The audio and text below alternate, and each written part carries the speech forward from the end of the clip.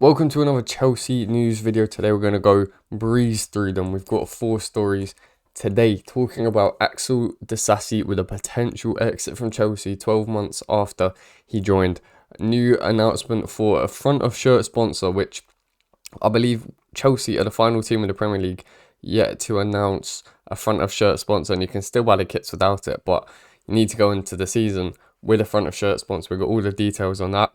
We've got another update on the Conor Gallagher situation. João Felix has slowed down a little bit, but Fabrizio Romano has offered an update as to what's happening for Conor Gallagher. He's back in London, what is going on.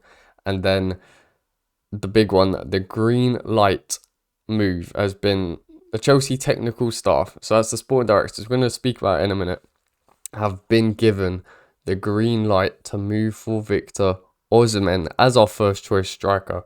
So without further ado, let's get into it. But first, subscribe if you don't want to miss out on the daily transfer news stories. And the first one, back to Axel Disasi. He joined 12 months ago, I believe, for about £35 million. Wesley Fofana did his ACL. We didn't have Tosin at that point. We had Trevor Chalobah. Who was also out injured. Thiago Silva, that was on his last legs. And it was a weird transfer. I'm not really sure why we signed him. He had one great performance against Man City in the league, but other than that, pretty inconsistent. And apparently he's attracting interest from France and Italy as he considers his Chelsea future. He played very, very little minutes in the pre-season under Enzo Maresca, which I kind of didn't clock until I saw this story. I knew that he didn't play as much as Fofana and Colwill, Badiashile, but I can't even remember him playing at all, and I don't think he was injured. So Simon Jones from the Mail is saying that he is considering his future.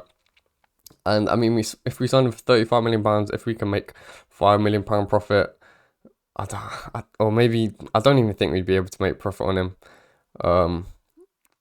So yeah, it was a bit of a weird signing, but if it did mean that we could sign another centre-back, potentially a more experienced one, or just a better quality one than Axel Disasi, nothing against him. I quite like him as a character, and I think he's great in the dressing room. That's what we hear, but as a technical footballer, he's like 25, 26. He doesn't have as big of a ceiling as Levi Colwill and Wesley Fofana.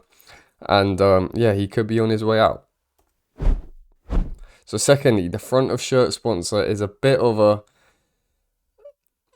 situation. So Chelsea's failure to qualify for the Champions League has left them in the same position as last year, and there was no expectation that Infinite Athlete would divert from their plan and commit to being the front of shirt sponsor for a second consecutive season. So signing a short-term front of shirt deal with a company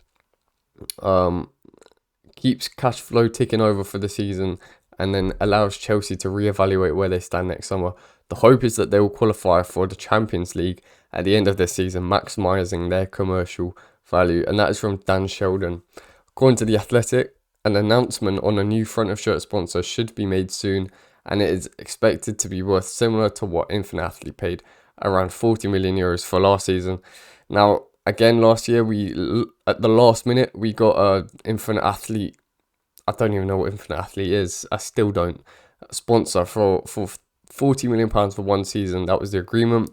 They hoped that we could get Champions League under Mauricio Pochettino and then get a bigger sponsor for more money. And we failed. But the hope is that we get Champions League football next season. So we'll once again reevaluate and sign a longer term deal with a bigger company for more revenue. So yeah, the announcement should be made soon. There was rumours about a Chinese tyre company. I mean, I don't really care at this point. I'm not going to buy the kit. Still don't think it looks that nice. But it's interesting. So thirdly, the Conor Gallagher saga continues as he's back in London and training at Cobham. This is according to Fabrizio Romano. He is still not a key player for the project, but considered a squad player, while the Atletico Madrid deal remains still on. A lot of reports are saying that the deal was off. Fabrizio Romano just said the Atletico Madrid deal remains still on. Gallagher sealed all the documents with Atleti, completed medical, but the two clubs still have issues to resolve. So after Almeridian deal collapsed, Conor deal remains currently in jeopardy. So waiting for João Felix talks 5 days in Madrid, and Gallagher's back to Cobham. Now you've got to feel bad for Gallagher. He didn't really want to go. He didn't want to leave Chelsea. Finally got his mind made up by some Spanish negotiations, and then spends 5 days in Madrid in a hotel with no change of clothes, and now he's back home again because they didn't sign off on the deal. He's done his medical. Everything is done. He's agreed a contract. Chelsea agreed a price. It's just the final details for Atletico Madrid. They need to sign literally probably like 2 or 3 signatures for this deal to be complete. He was at the Wanda Metropolitano. He's literally been pictured on the Atletico Madrid social media in the stadium having a look around. But the deal is not complete. I do feel like, even though Fabrizio said the deal remains in jeopardy, I still think it will happen, and I can only see João Felix joining Chelsea and Conor Gallagher joining Atletico Madrid. I think Chelsea have the upper hand on contract or on negotiations for João Felix. I think basically Atletico Madrid wants 60 million euros. Chelsea offered 35. And I think if we meet in the middle, 45 million euros, about 42 million pounds or 40 million pounds, something like that. I think there's a deal there. I think there's a deal that could happen. And Conor Gallagher would be allowed to join Atletico Madrid because they really want him. The manager, Diego Simeone, really, really wants him. And I think Gallagher wasn't desperate to move there, but now he's made his mind up. He doesn't want to come back to Chelsea and be a squad player. So I think that he will eventually go to Atletico Madrid this window. The reason he's come back to London, I believe, is that Chelsea just wanted a bit more time for the negotiations. I think Atletico Madrid were trying to rush Chelsea into signing João Felix, and they were trying to get the best deal possible for themselves. So they were only accepting 60 million euros, which Chelsea were never going to accept, as João Felix isn't even a priority for Chelsea.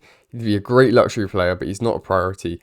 And that's why Conor Gallagher has come back home to London, I reckon. I think he probably fed up of sitting in a hotel anyway.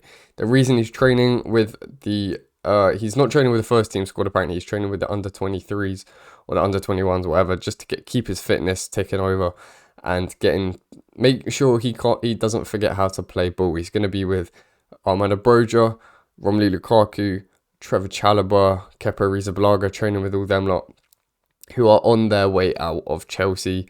And I think the sporting directors of Chelsea just want a little bit more time to negotiate the best possible deal for João Felix.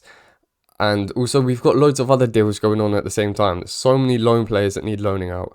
These exits for the players I just mentioned, as well as the big one, Victor Osimhen, and Napoli with Lukaku, which we're going to move on to now.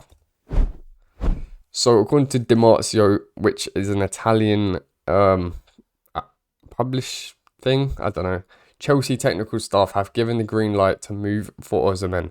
So I assume that means the owners of Chelsea, Todd Boehly, Clearlake, Bedad Agbali, have given the green light for the sporting directors Paul Winstanley and Lawrence Stewart to move and sign off on a deal for Victor Osimhen. And Chelsea, and again, Disasi, I don't know if this is from the same article, I was just reading the aggregation of it. Chelsea are considering signing Osimhen permanently, possible exchange with Lukaku plus cash. Now we know that Napoli offered 25 million euros for Lukaku a few days ago, but we were asking for 37 million euros. So there's no way we're going to accept that. It's just no. It's not enough money. Osimhen, he's happy to join Chelsea. Lukaku wants to join Napoli. Chelsea want Osimhen. Napoli want Lukaku. It just makes sense, but it's just about finding an agreement for financial terms. No one can really agree the valuations on Lukaku, not on Osimhen. And I think that PSG are complicating the deal because they agreed the deal with Osimhen's camp for a deal there. And it all looked good until they offered, I think, about £80 million to Napoli. And they outright rejected it, saying, no, we want the whole 110. So Napoli are still waiting to see if PSG will push that up, or even if they'll get a better deal by selling to PSG. So that's complicating it a lot, but I think everyone can agree Victor Osimhen would be a great deal for Chelsea. He's the big Galactico signing that loads of fans are after. He'd be such a popular signing, and I think from what I can tell online, everyone wants this deal to go through. He would transform our attack. I think he would finish off chances, and I think he could really take Chelsea forward in the right direction, especially with the players that we've got around nowadays: Cole Palmer, Pedro Neto, Christopher Nkunku, and potentially João Felix. I think we'll be scoring so many goals this season. But we do need to focus on, have a look at the defence at least, or at least improve it in training, because in pre-season that was the main flaw. Anyway, thank you very much for watching. Make sure you do subscribe if you haven't already. Please like the video and comment your thoughts on all the stories, and I'll see you in the next one.